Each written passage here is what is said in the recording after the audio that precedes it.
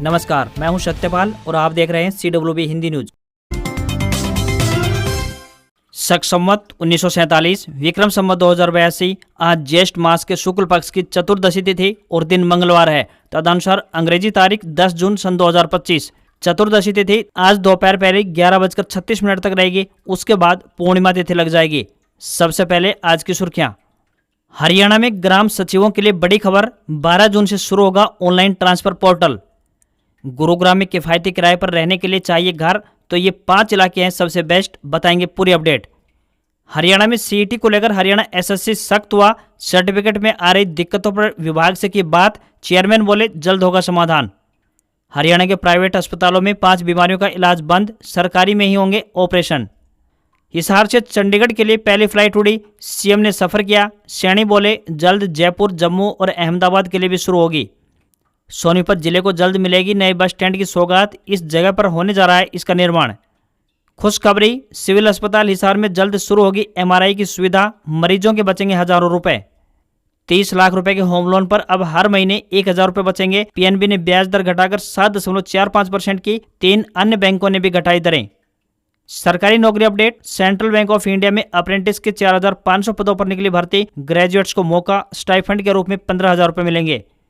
और एप्पल का annual event WWDC 2025 शुरू, नए इंटरफेस के साथ ऑपरेटिंग सिस्टम 26 लॉन्च हुआ। कॉल स्क्रीनिंग अनजान कॉलर की पहचान बताएगा। और अब खबरें विस्तार से। हरियाणा में दिनों दिन तापमान में बढ़ोतरी दर्ज की जा रही है। सूरज देवता आसमान में आग उगलते हुए नजर आ रहे हैं। दिन चढ़ते ही भीषण गर्मी से लोगों को दो चार होना पड़ रहा है। इसी बीच मौसम विभाग द्वारा जारी ताजा अलर्ट लोगों की परेशानी बढ़ाने का काम कर सकता है। विभाग द्वारा दी गई जानकारी के अनुसार बता दें कि आने वाले 2 दिन तक हीट वेव का अलर्ट जारी किया गया है। लगातार लू चलने के आसार बने हुए हैं। मौसम विभाग द्वारा दिन और रात दोनों समय तेज गर्मी पड़ने की संभावना जताई गई है। सिरसा, फतेहाबाद, जींद, रोहतक और हिसार में लू का अलर्ट जारी किया गया है। भिवानी, मेवात, पलवल, गुरुग्राम, फरीदाबाद, कैथल, कुरुक्षेत्र और अंबाला में येलो अलर्ट जारी किया गया है। यहाँ तापमान 45 डिग्री सेल्सियस के ऊपर रिकॉर्ड किया जा सकता है। सबसे ज्यादा तापमान सिरसा जिले का रहा, जहाँ का तापमान 45 डिग्री सेल्सियस को पार कर गया। मौसम विभाग का कहना है कि 11 जून तक प्रदेश में लू चलने की संभावना बनी हुई है। कुल मिलाकर आने वाले दिनों में लोगों को और ज्यादा गर्मी का सामना करना पड़ सकता है। हरियाणा में नियुक्त ग्राम सचिवों के लिए एक बड़ी खबर सामने आ रही है। बता दें कि ग्राम सचिवों का ट्रांसफर पोर्टल 12 जून से शुरू होने जा रहा है। इसके लिए निर्देश जारी कर दिए गए हैं। ट्रांसफर पोर्टल शुरू होने के साथ ही ग्राम सचिवों की ऑनलाइन ट्रांसफर पॉलिसी को अधिसूचित कर दिया गया है। जो आदेश जारी हुए हैं उनके मुताबिक 25 जून से डिपार्टमेंट में ग्राम सचिवों की सेवा का सत्यापन होगा, तो वहीं 1 जुलाई तक कर्मचारियों की सहमति लेने की अंतिम तारीख होगी। 7 जुलाई तक विभाग वाइज कर्मचारियों को पोर्टल से जोड़ने की प्रक्रिया की शुरुआत होगी। इसी प्रकार विभिन्न तरह की प्रक्रियाएं 1 दिसंबर तक चलती रहेंगी। ऐसे में 12 जून 2025 से ग्राम सचिवों के लिए ऑनलाइन ट्रांसफर पोर्टल शुरू होने जा रहा है।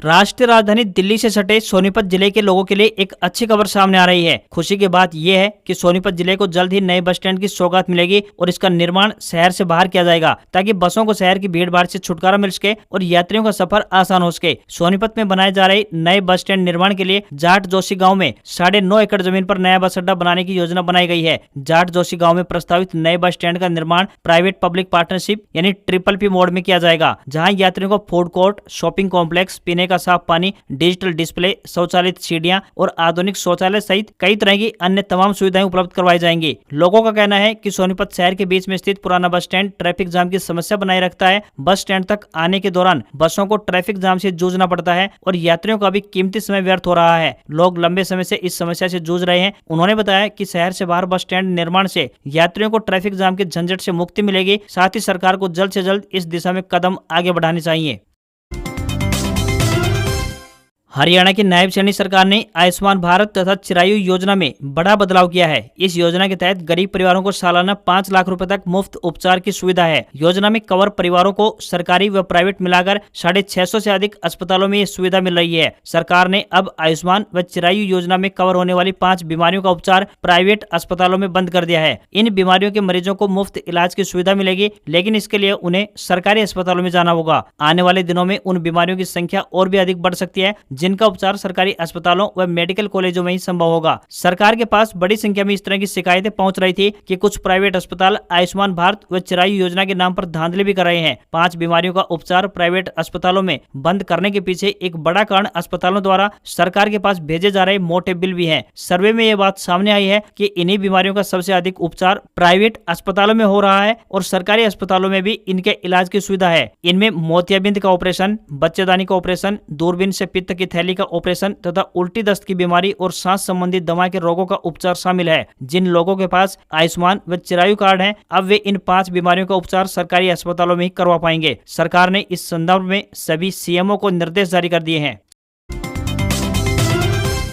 हरियाणा के हिसार एयरपोर्ट से चंडीगढ़ के लिए सोमवार को पहली फ्लाइट ने उड़ान भरी। मुख्यमंत्री नायब सिंह सैनी ने फ्लाइट को हरी झंडी दिखाई और खुद भी चंडीगढ़ के लिए रवाना हुए। इसके लिए नायब सिंह सैनी ने पहले ही टिकट बुक करा ली थी। उनके साथ नागरिक उड्डयन मंत्री विपुल गोयल, कैबिनेट मंत्री रणबीर गंगवा, राज्य मंत्री राजेश नागर, विधायक रणधीर पनिहार, विधायक विनोद भयाणा, विधायक सावित्री जिंदल, प्रदेश अध्यक्ष मोहनलाल बडोली समेत कई अन्य नेताओं ने भी इस फ्लाइट से सफर किया। फ्लाइट के शुभारंभ से पहले मुख्यमंत्री नायब सैनी ने कहा, हिसार से चंडीगढ़ के लिए दूसरी हवाई उड़ान शुरू हो रही है और भविष्य में जयपुर, अहमदाबाद और जम्मू के लिए भी यात्राएं शुरू होंगी, जिससे यह क्षेत्र इंडस्ट्री का हब बनेगा। प्रदेश के 2 करोड़ 80 लाख लोगों के लिए है जो इस एयरपोर्ट का लाभ लेंगे। मुख्यमंत्री नायब सिंह सैनी ने कहा कि यह गर्व की बात है कि हरियाणा को पहला हवाई अड्डा मिला है जो पीएम नरेंद्र मोदी ने प्रदेश को दिया है। मोदी सरकार के 11 वर्ष गौरवशाली रहे हैं। मोदी जी के नेतृत्व में 150 से ज्यादा एयरपोर्ट बने हैं, साथ ही IIT और IIM भी बने हैं, जो देश के लिए गर्व की बात है। 2047 तक भारत एक विकसित राष्ट्र बनेगा। समय समय पर यह एयरपोर्ट आगे बढ़ेगा और यहाँ इंडस्ट्रियल हब भी बनेगा। हमें सार्थक तरीके से आगे बढ़ना है और प्रदेश को नई ऊंचाइयों पर ले जाना है। हिसार से चंडीगढ़ की उड़ान लगभग 1 घंटे की होगी, जबकि वापसी में उड़ान भरते समय करीब 1 घंटा 10 मिनट लगेगा। बता दें कि अलायंस एयर फ्लेक्सी किराया मॉडल के तहत टिकट बुक कराई है, जिसमें किराया 1449 रुपए से लेकर 1704 रुपए के बीच रखा गया है। इससे लोगों को दोनों शहरों के बीच तेज और आरामदायक सफर का विकल्प मिलेगा। हिसार से चंडीगढ़ की दूरी करीब 252 किलोमीटर है। यह फ्लाइट सेवा सप्ताह में 2 दिन यानी सोमवार और शुक्रवार को चलेगी।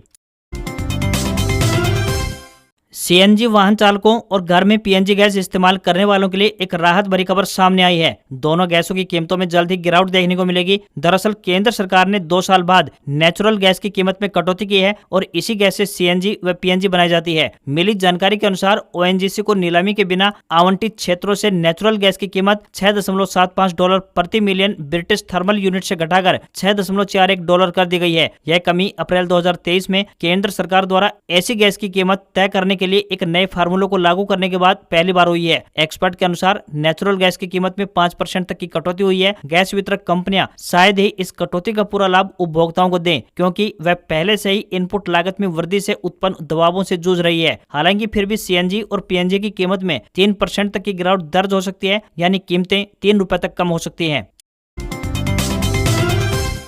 सिविल अस्पताल हिसार में जल्द ही मैग्नेटिक रिसोर्स इमेजिंग यानी एमआरआई की सुविधा शुरू हो सकती है। DG health doctor Manish Bansal ने सिविल अस्पताल में एमआरआई की सुविधा शुरू करने के लिए फाइल को मुख्यमंत्री कार्यालय भेजा है, जिस पर मंजूरी का इंतजार है। जैसे ही सरकार की ओर से उपरोक्त प्रपोजल पर मोहर लगाई जाएगी, वैसे ही एमआरआई की सुविधा को सिविल अस्पताल में शुरू कर दिया जाएगा। इससे सीधे तौर पर मरीजों और उनके परिजनों को फायदा पहुंचेगा। इससे फायदा यह होगा कि अस्पताल में आने वाले मरीजों को रियायती व निःशुल्क रूप से एमआरआई की सुविधा प्राप्त करने के लिए 100 किलोमीटर दूर रोहतक पीजीआई तक का सफर नहीं तय करना पड़ेगा और न ही प्राइवेट अस्पतालों में जाकर जेब ढीली करनी पड़ेगी। गरीब परिवार से जुड़े मरीज जो प्राइवेट अस्पताल में जाकर एमआरआई की सुविधा प्राप्त नहीं कर सकते हैं, उन्हें 100 किलोमीटर दूर रोहतक पीजीआई जाना पड़ता है, जहां मरीज को 250 रुपए से लेकर 3000 रुपए तक का भुगतान करना पड़ता है। ऐसे में मरीजों व तीमारदारों को भागदौड़ करने पर मजबूर होना पड़ता है, जो कि हर मरीज के लिए संभव नहीं है। आपको यहाँ पर बता दें कि एक्चुअल में एमआरआई होती क्या है। मस्तिष्क, रीढ़ की हड्डी, जोड़, पेट, पेल्विक क्षेत्र, स्तन, रक्त वाहिकाएं और हृदय से संबंधित रोगों से जूझ रहे मरीजों की गहनता से जांच करने के लिए एमआरआई सुविधा प्रदान की जाती है। यह तकनीक मजबूत चुंबकीय क्षेत्र और रेडियो तरंगों का उपयोग करके शरीर की अत्यधिक स्पष्ट तस्वीरें तैयार करती है, जिससे कि चिकित्सकों को रोग की सटीक जानकारी प्राप्त होती है और मरीज का उपचार समय रहते प्रभावी ढंग से शुरू किया जा सकता है।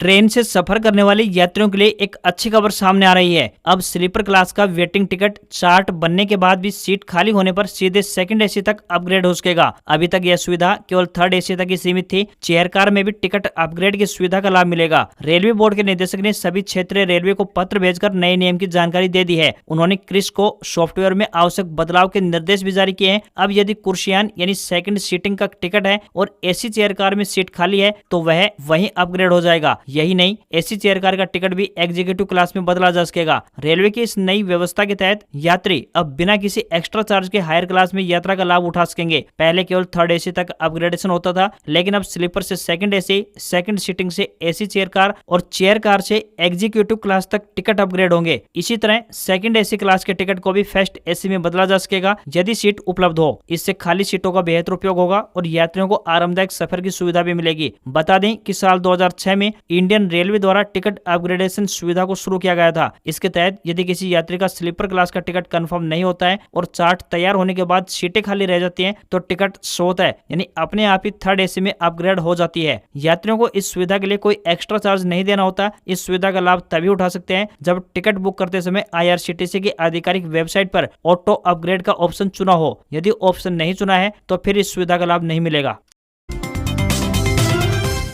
राष्ट्रीय राजधानी दिल्ली से सटे गुरुग्राम में यदि आप किराए पर घर ढूंढ रहे हैं तो हम आपको यहाँ पर कुछ ऐसे इलाकों के नाम बताएंगे जहाँ आप बुनियादी सुविधाओं के साथ नामात्र किराए पर फ्लैट में रह सकते हैं। यहाँ आपको न केवल किफायती दरों पर रहने के लिए घर मिलेगा, बल्कि मेट्रो स्टेशन और प्रमुख सड़क मार्गों से बेहतर कनेक्टिविटी भी मिलेगी। गुरुग्राम का पालम विहार इलाका किफायती दरों पर किराए के लिए मशहूर है। ऐसा बताया जाता है कि यहाँ 1 BHK फ्लैट को आप मात्र 6,000 रुपए से लेकर 10,000 रुपए तक के किराए पर ले सकते हैं। यहाँ पार्क, शॉपिंग कॉम्प्लेक्स सहित कई अन्य सुविधाएं मिलेंगी। सेक्टर 56 की बात करें तो गोल्फ कोर्स रोड और साइबर सिटी के नजदीक होने के चलते इस इलाके में बेहद सस्ते घर किराए पर मिल जाते हैं। यहाँ 1 BHK और स्टूडियो अपार्टमेंट का किराया 8 से लेकर 10,000 रुपए तक रहता है। सेक्टर 15 की बात करें तो किराए और सुविधाओं के हिसाब से गुरुग्राम के इस इलाके को सबसे किफायती माना गया है। MG रोड मेट्रो स्टेशन के नजदीक होने के चलते यहाँ किराए पर फ्लैट लेना लोग पसंद करते हैं। यहाँ 1 BHK फ्लैट्स और सिंगल रूम 8 से 10,000 रुपए में आसानी से मिल जाते हैं। सेक्टर 7 और राजेंद्र पार्क की बात करें तो द्वारका एक्सप्रेसवे के पास स्थित इन इलाकों में 2 रूम सेट या फिर 1 BHK फ्लैट 7 से 10,000 रुपए में आसानी से मिल जाते हैं। फैमिली हो या फिर बैचलर्स, यहाँ सभी को आसानी से किराए पर मिल जाते हैं। सोना रोड के साथ लगते इलाकों और सेक्टर 33 में 1 BHK फ्लैट्स किराए पर चाहिए तो आपको 8,500 से लेकर 10,000 रुपए तक आसानी से उपलब्ध होंगे। इस इलाके की दिल्ली जयपुर हाईवे और मुख्य सड़कों से सीधी कनेक्टिविटी है।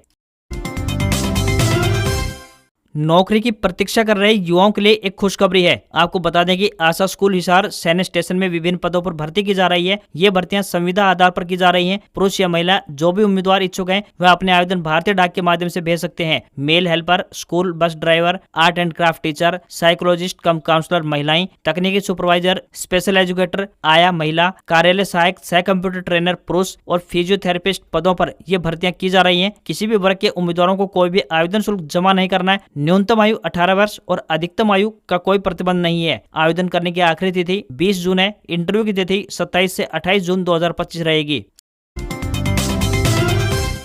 हरियाणा में कॉमन एलिजिबिलिटी टेस्ट यानी CET को लेकर हरियाणा कर्मचारी चयन आयोग यानी HSSC सख्त हो गया है। सरल पोर्टल पर सर्टिफिकेट बनवाने में युवाओं पर आ रही दिक्कतों पर संज्ञान लिया है, जिसके चलते हरियाणा SSC चेयरमैन ने संबंधित विभाग से बात की और युवाओं को आश्वासन दिया है कि जल्द से जल्द समस्या का समाधान होगा। बता दें कि CET के लिए रजिस्ट्रेशन प्रक्रिया चल रही है। इस दौरान युवाओं को आवेदन करने के लिए जरूरी सर्टिफिकेट जैसे जाति प्रमाण पत्र, EWS सर्टिफिकेट और मूल निवास प्रमाण पत्र सरल पोर्टल पर बनवाने पड़ रहे हैं, लेकिन सरल पोर्टल ठीक से काम नहीं कर रहा है, जिसके कारण युवाओं के सर्टिफिकेट नहीं बन पा रहे हैं। इसलिए युवा CET परीक्षा के लिए आवेदन भी नहीं कर पा रहे हैं, जिसको लेकर युवाओं को परेशानी का सामना करना पड़ रहा है। इसी को ध्यान में रखते हुए हरियाणा SSC चेयरमैन ने संबंधित विभाग से बात की ताकि युवाओं की आ रही परेशानियों को हल किया जा सके। हरियाणा SSC के चेयरमैन हिम्मत सिंह ने सोशल मीडिया पर पोस्ट डालते हुए जानकारी दी है कि विगत दिनों में अभ्यर्थियों द्वारा social media, phone call, message एवं मीडिया के द्वारा यह बात संज्ञान में आई थी कि सरल पोर्टल पर अभ्यर्थियों के सर्टिफिकेट नहीं बन पा रहे हैं, जिससे अभ्यर्थियों को CET 2025 का रजिस्ट्रेशन करने में काफी मुश्किलें आ रही हैं। इस बात को संज्ञान में लेते हुए आयोग ने इस विषय में संबंधित विभाग से बात की है। अतः आप सभी अभ्यर्थी परेशान न हो, संबंधित विभाग इस पर तेजी से कार्य कर रहा है और जल्द ही आप सभी की समस्याओं का समाधान यानी निवारण कर दिया जाएगा।